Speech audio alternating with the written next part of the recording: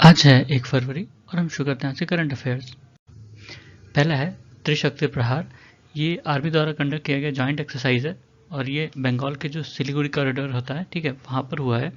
इसमें army, air force और CAPF इन तीनों ने पार्टिसिपेट किया और एक तरह का रिहर्सल और कोऑर्डिनेशन के लिए था, जो सिक्योरिटी फोर्सेस की एबिलिटी है उसको चेक करने के लिए।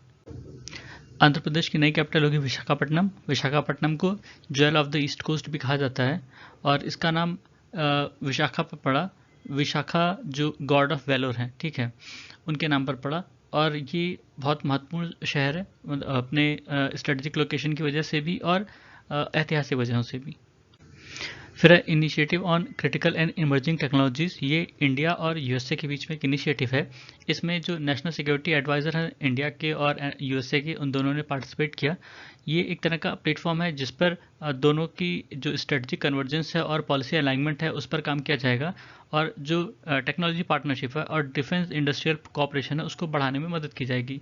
ये जब 2022 का क्वाड समिट हो रहा था, क्वाड लीडर समिट टोक्यो में, तब प्रधानमंत्री मोदी ने और राष्ट्रपति जो बिडेन ने इसको लॉन्च किया था, ठीक है। और दोनों देशों के जो नेशनल सिक्योरिटी काउंसिल होंगी वो इसको स्पेयरहेड करेंगी, मतलब वो ही इसको गाइड वगैरह करेंगी।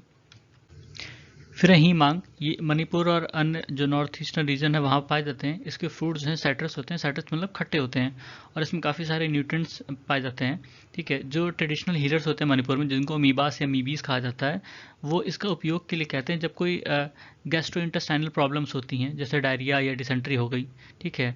और इसके इसके जो लीव्स होते हैं उनको शैम्पू की तरह भी इस्तेमाल किया जाता है। उसको राइस वाटर में उबालकर उसको इस्तेमाल करते हैं, ठीक है। इवन HIV-1 के केसेस में भी ये फ़ायदा करती है। फिर टर्नर शूस हिंगलाई। ये एक मरीन क्रोकोडाइल था जो जुरासिक टाइम में था और इसके अवशेष अभी यूके में मिले हैं, ठीक है। और ये माना जाता है कि जो अर्ली जुरासिक पीरियड था जिसको प्लिंच बैश कहा जाता है, प्लिंच बैश सीएन, वो एक जगह है प्लिंच बैश जर्मनी में, उसके नाम पर पड़ा, ठीक है। और ये जो क्रोकोडाइल का अवशेष है ये यूके में मिला है। फिर है रेड हेडेड वल्चर। ये अभी असोला भट्टी वाइल्ड लाइफ सेंचुरी में देखा गया। ये जो अपने यहाँ 9 स्पीशीज पाई जाती हैं वल्चर की, उसमें से एक है और इसको एशियन किंग वल्चर या पौंडीचेरी वल्चर भी कहा जाता है। आईयूसीएन की रेड लिस्ट में ये क्रिटिकली इंडेंजर्ड है, ठीक है। और वाइल्ड लाइफ प्रोटेक्शन एक्ट में शेड्यूल 1 में है। असोला भट्टी वाइल्ड लाइफ सेंचुरी की बात करें तो ये जो दिल्ली रेंज है, साउदर्न दिल्ली में पड़ता है, ठीक है, वहाँ पर है। अरावली रेंज, जो अरावली हिल्स रेंज आती हैं, ठीक है, दिल्ली और हरियाणा का बॉर्डर वहाँ पर है बेसिकली सिचुएटेड। और इसको एक तरह से एक्सटेंशन माना जाता है, जो सरिस्का नेशनल पार्क और है, ठीक है, अलवर में, उसी का एक्सटेंशन माना जाता है ये। फिर याया सो लेक।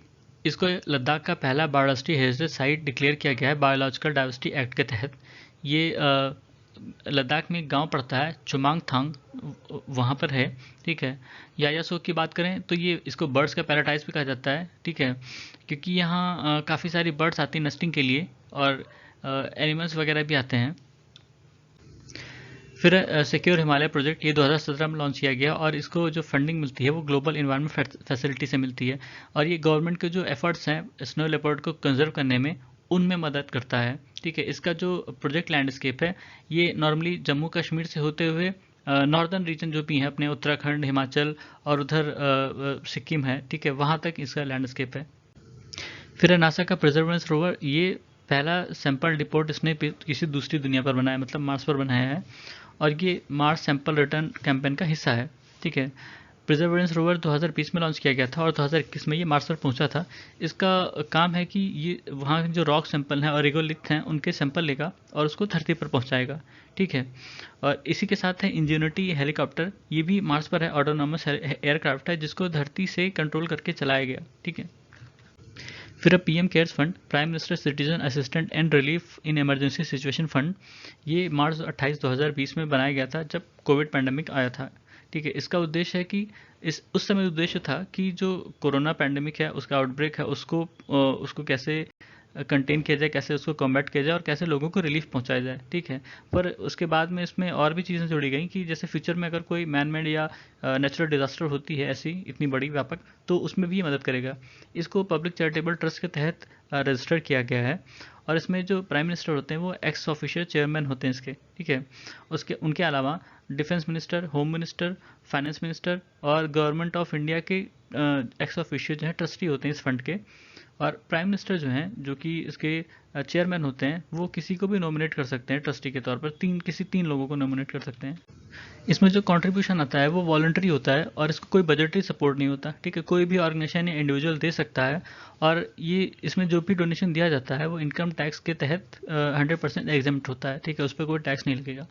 और जो कॉरपोरेट्स देती हैं तो वो इनका CSR माना जाएगा, कॉरपोरेट सोशल रिस्पॉन्सिबिलिटी, जो कंपनीज एक्ट 2013 में मेंशन है, ठीक है। FCRA में भी इसको छूट है, मतलब कोई अगर विदेश में है और वो इसमें डोनेट करना चाहता है तो डोनेट कर सकता है।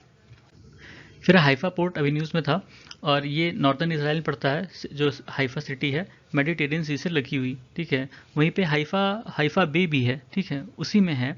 और ये जो सुएज कनाल शिपिंग रूट पड़ता है उसके काफ़ी पास में है। और जो इसराइल है वहाँ पर दो मतलब बड़े कमर्शियल पोर्ट हैं, उसमें से एक ये है हाइफा।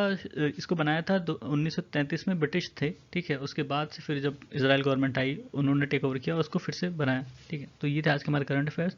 सुनने के लिए धन्यवाद।